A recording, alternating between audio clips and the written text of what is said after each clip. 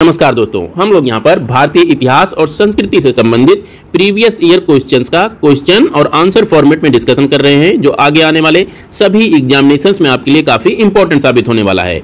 इस सीरीज की दूसरी वीडियोस देखने के लिए आप चैनल पर बने भारतीय इतिहास और संस्कृति वाली प्लेलिस्ट फॉलो कर लीजिएगा, और चैनल अगर अभी तक आप लोगों ने सब्सक्राइब नहीं किया है तो प्लीज चैनल सब्सक्राइब भी करिएगा। बात करते हैं आज के पहले प्रश्न की। तो यहाँ पर पूछा जा रहा है कि किस मुगल कालीन नहर का निर्माण फिरोज शाह की राज बवाह नहर को पुनर्जीवित करके किया गया था? तो इसका उत्तर है सहाब नहर। सहाब नहर एक मुगल कालीन नहर थी जिसका निर्माण राज बवाह नहर को पुनर्जीवित करके किया गया था। यहां पर ध्यान दीजिएगा कि फिरोज शाह तुगलक द्वारा मुख्य रूप से दो नहरों का निर्माण करवाया गया। पहली नहर थी राज बवाह नहर, जिसे यमुना नदी से निकाला गया था, और इसी प्रकार एक और नदी थी जिसे तुलुग खानी नहर के नाम से जाना जाता था।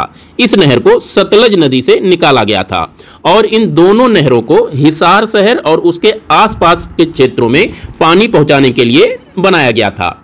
हिसार शहर की स्थापना फिरोज शाह तुगलक द्वारा की गई थी, और इसी शहर और इसके आसपास के क्षेत्रों में पानी की आपूर्ति के लिए राज बवाह नहर और तुलुग खानी नहर का निर्माण किया गया था।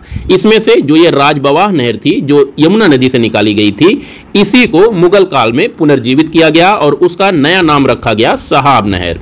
अब बात करते हैं अपने दूसरे क्वेश्चन की। तो यहां पर पूछा जा रहा है कि किताबे नौ रस नामक पुस्तक का लेखक कौन था? तो इसका उत्तर है इब्राहिम आदिल शाह द्वितीय। ये द्वितीय जरूर याद रखिएगा। इब्राहिम आदिल शाह द्वितीय द्वारा किताबे नौ रस नामक पुस्तक की रचना की गई। इस पुस्तक की इंपॉर्टेंस ये है कि इस पुस्तक में हिंदू देवी देवताओं के साथ ही मुस्लिम संतों के प्रेज में कविताएं लिखी गई हैं। और किसने लिखी है? तो इब्राहिम आदिल शाह द्वितीय ने लिखी है।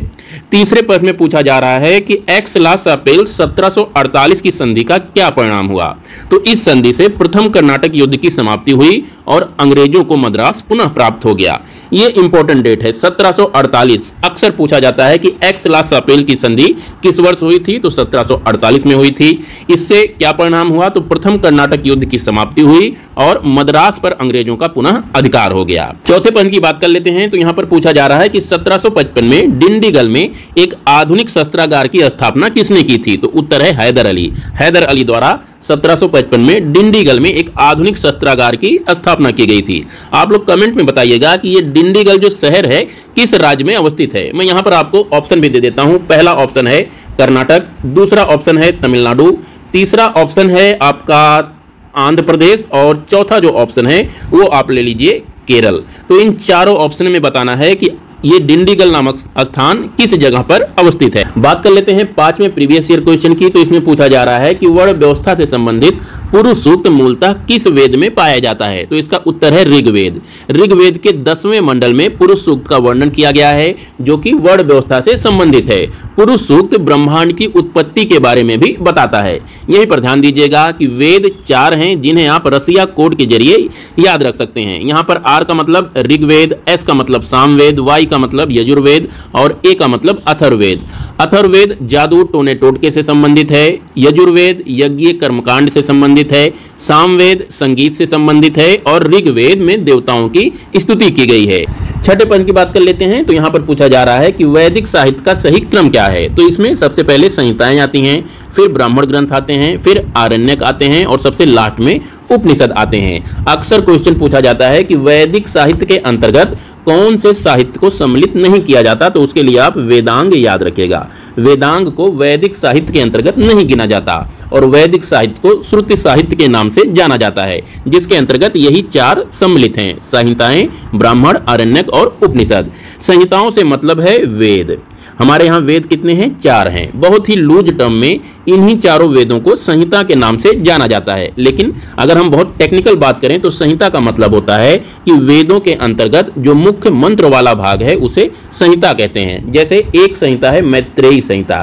ये मैत्रेयी संहिता जो है यजुर्वेद के अंतर्गत लिखी गई है, और इसके रचनाकार कौन है? मैत्रेयी हैं। यानी ऋषि मुनियों ने जिन मंत्रों की रचना की है उन्हें उन्हीं के नाम पर वेदों के अंतर्गत सम्मिलित कर दिया गया है। और वेद कितने हैं? 4 हैं, जिन्हें आप रसिया कोड के जरिए याद रख सकते हैं। तो अगर आप बहुत लूज टर्म में बात करें तो इन्हीं चारों वेदों को संहिता कहते हैं, लेकिन अगर टेक्निकल में बात करें, बहुत ही टेक्निकल हो, तो वेदों के अंतर्गत जो मुख्य मंत्र वाले भाग हैं उन्हें संहिता कहा जाता है। और हमने एक इसका उदाहरण देखा। इसी प्रकार एक संहिता है गार्गी संहिता।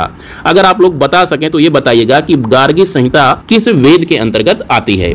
संहिताओं के बाद ब्राह्मण ग्रंथों की बात करें तो इसके अंतर्गत इन्हीं संहिताओं की व्याख्या की गई है। और व्याख्या किस फॉर्म में की गई है? तो गद्य में की गई है। यह सबसे बड़ी खासियत है ब्राह्मण ग्रंथों की कि ये गद्य में लिखे गए हैं। आरण्यक की अगर बात करें तो ब्राह्मण ग्रंथों में गद्य रूप में जो ये कर्मकांड की व्याख्या की गई है, उनके पीछे का उद्देश्य बताया गया है आरण्यक ग्रंथों में। और आरण्यक ग्रंथ जो हैं ये जंगल में लिखे गए थे, इसीलिए इन्हें आरण्यक ग्रंथ के नाम से जाना जाता है।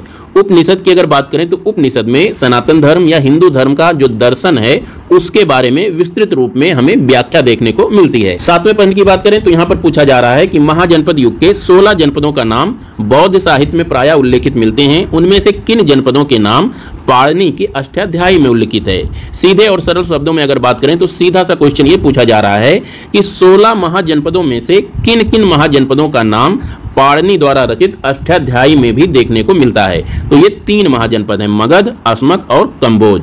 यहाँ पर अस्मक महाजनपद की विशेषता यह है कि ये जनपद सबसे दक्षिण में अवस्थित था। इसकी राजधानी पोटली हुआ करती थी। वहीं अगर कंबोज जनपद की बात करें तो इसकी राजधानी हाटक हुआ करती थी और मगध की राजधानी हुआ करती थी क्या? ये आप लोग कमेंट में बताइएगा। यहीं पर ध्यान दीजिएगा कि जो 16 महाजनपद हैं इनके बारे में जानकारी बौद्ध ग्रंथ अंगुत्तर निकाय में मिलती है। अब बात कर लेते हैं अपने 8वें प्रश्न की। तो ये पूछा जा रहा है कि शतपथ ब्राह्मण में उल्लेखित राजा विदेह माधव से संबंधित ऋषि कौन थे?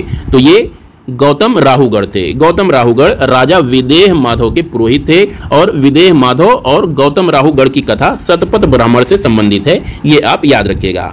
आज के आखिरी प्रश्न की अगर बात करें तो यहां पर पूछा जा रहा है कि मैत्रेयी संहिता का संबंध किस वेद से है? तो इसका संबंध यजुर्वेद से है। अभी हमने यहां पर बात किया था संहिताओं की और वहां पर हमने मैत्रेयी संहिता की भी बात की थी। तो ये थे आज के कुछ इंपॉर्टेंट प्रीवियस ईयर क्वेश्चंस। कल फिर मिलते हैं, तब तक के लिए नमस्कार। और हाँ, चैनल को लाइक, शेयर और सब्सक्राइब करना ना भूलें। नमस्कार।